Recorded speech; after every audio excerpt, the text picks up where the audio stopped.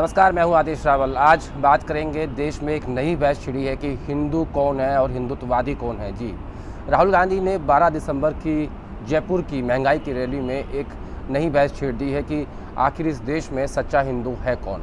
इसके ऊपर आज की हमारी रिपोर्ट, और इसी मुद्दे पर मैंने कल एक आर्टिकल लिखा था जो NDTV में छपा था। आपने शायद कुछ लोग उसको नहीं पढ़ पाए होंगे, इसलिए ये रिपोर्ट हम आपके लिए लेके आए हैं। दरअसल मैं कोट करता हूँ कि 12 तारीख की रैली में राहुल गांधी ने क्या कहा। उस कोट में था कि मैं हिंदू हूँ, हिंदुत्ववादी नहीं हूँ। मैं गांधी को मानता हूँ, गोडसे हिंदुत्ववादी थे। और इन्हीं इशू के ऊपर कहा कि जो सच्चा हिंदू है वो सत्याग्रह करता है और जो हिंदुत्ववादी हैं वो सत्याग्रह करते हैं। तो ऐसे में एक नई बहस की शुरुआत जयपुर की उस रैली से हुई है। दरअसल राहुल गांधी ने ऐसे मुद्दे को छेड़ा, इसको लेकर सबको आश्चर्य हुआ कि राहुल गांधी इस विषय पे कैसे बात कर सकते हैं जिस मुद्दे को लेकर पिछले 7 साल से बीजेपी राज कर रही है। यानी धर्म की राजनीति, धर्म और राष्ट्रवाद की राजनीति, खासतौर पर राष्ट्रीय सुरक्षा की राजनीति की बात जब होती है तो ऐसे में कांग्रेस पार्टी पीछे हट जाती है और सोचती है कि इस पे उन्हें नुकसान हो सकता है। लेकिन महंगाई की रैली में जब राहुल गांधी ने हिंदू और हिंदुत्ववादी का जिक्र किया तो उस बात को लेकर एक नई बहस छिड़ गई। और 12 दिसंबर की शाम की टीवी की बहस देख लीजिए और 13 दिसंबर के सुबह अखबारों की हेडलाइन देख लीजिए, उन सब में Rahul Gandhi front page headline पे छपे और इसी बात के ऊपर बहस भी हुई। अब मान लीजिए कि अगर राहुल गांधी अपने भाषण में रफाल, नोटबंदी, पैगासस, जासूसी, GST की बात करते तो क्या इन विषयों पर बहस हो पाती? क्या टीवी इसे इतनी प्राथमिकता देता या अखबार इसे फ्रंट लाइन हेडलाइन में छापते? बिल्कुल नहीं। इस बात का एहसास कांग्रेस के रणनीतिकारों को भी है, राहुल गांधी को भी है, और इसीलिए एक नई बहस छेड़ी गई है जिसमें हिंदू और हिंदुत्ववादी में डिफरेंस करने की कोशिश हो रही है।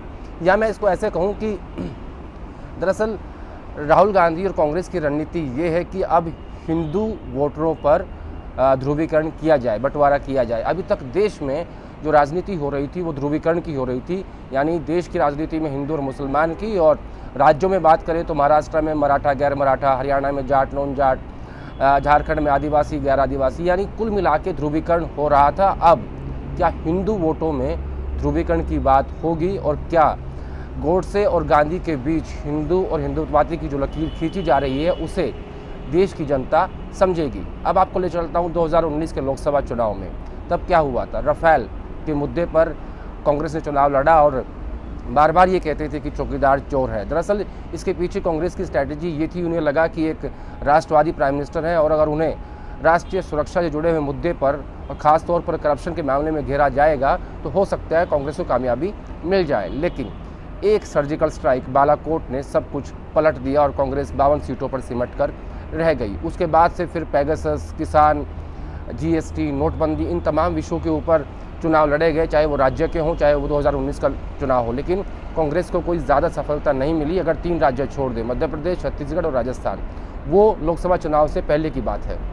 लेकिन अब ये जो नई बहस छिड़ी है जिसमें सच्चा हिंदू कौन है और हिंदुत्ववादी कौन है, इसमें अगर अगले 3 साल तक यानी लोकसभा चुनाव तक राहुल गांधी और कांग्रेस पार्टी कंसिस्टेंटली इस विषय पे काम करेंगे तो हो सकता है उन्हें कुछ सफलता मिल जाए। लेकिन ये 2 धारी तलवार है, इसमें एक छोटी सी गलती भी अगर हो जाती है आपसे तो ऐसे में जब आप सांप सीढ़ी खेलते हैं 99 में पहुंचकर आप अगर सांप ने काट लिया तो आप सीधा 9 पे पहुंच जाओगे। ये कुछ वैसा ही राजनीतिक गेम है। लेकिन ये बात कांग्रेस पार्टी को समझ में ज़रूर आ गई है कि राफेल, GST, पैगासस, ये जो तमाम मुद्दे हैं इन पर जनता उन्हें वोट देने वाली नहीं है। इसीलिए अब कांग्रेस जो है वो बीजेपी की पिच पर जाकर खेलना चाहती है। लेकिन ये ध्यान रखना होगा कि वहाँ पे पहले से ही धुरंधर बल्लेबाज मौजूद हैं। अब सोचिए कि जब अयोध्या की बात होगी तो लोग मोदी की बात मानेंगे या फिर राहुल गांधी की, ये अपने आप में एक बड़ा सवाल है। इसी तरीके से जिस तरीके से 2 दिन तक काशी कॉरिडोर का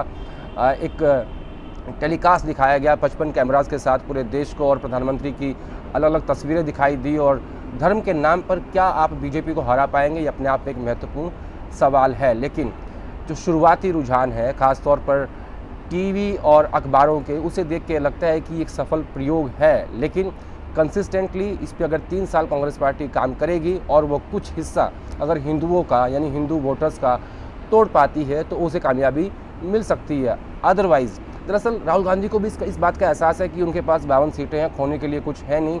52 सीटें तो मरी से मरी स्थिति में भी आ जाएंगे। इसीलिए ये एक नया एक्सपेरिमेंट शुरू हुआ है, जिसमें आप ये कह सकते हैं कि हिंदू और हिंदुत्ववादी के बीच टीवी भी डिबेट कर रहा है और अखबार भी उसे फ्रंट पेज पे छाप रहे हैं। तो शुरुआती रुझान देख के लगता है कि ये कामयाब एक्सपेरिमेंट है, लेकिन इसमें गलती ना हो और 3 साल तक इसी इशू के ऊपर कांग्रेस पार्टी बात करती रहे। लेकिन इसका जो रिज़ल्ट आएगा वो 2024 के लोकसभा चुनाव के बाद आएगा। लेकिन फ़िलहाल ये कह सकते हैं कि ये आसान नहीं है, बहुत गंभीर मामला है, क्योंकि मीडिया और समाज का जो ताना बाना है, यानी धर्म से जुड़ा हुआ जो ये मुद्दा है, ये समाज के आसपास घूमता है और टीवी की डिबेट भी ऐसी ही होती हैं। और समाज जो आज बटा है धर्म के नाम पे, वो भी इसी बात पर चर्चा चाहते हैं। लेकिन अब सवाल ये कि क्या कांग्रेस पार्टी हिंदू और हिंदुत्ववादी की इस बहस में सफल हो पाएगी? इंतज़ार कीजिए नतीजों का, क्योंकि अभी जो 5 राज्यों के चुनाव हो रहे हैं उसमें भी क्या इसका असर होगा,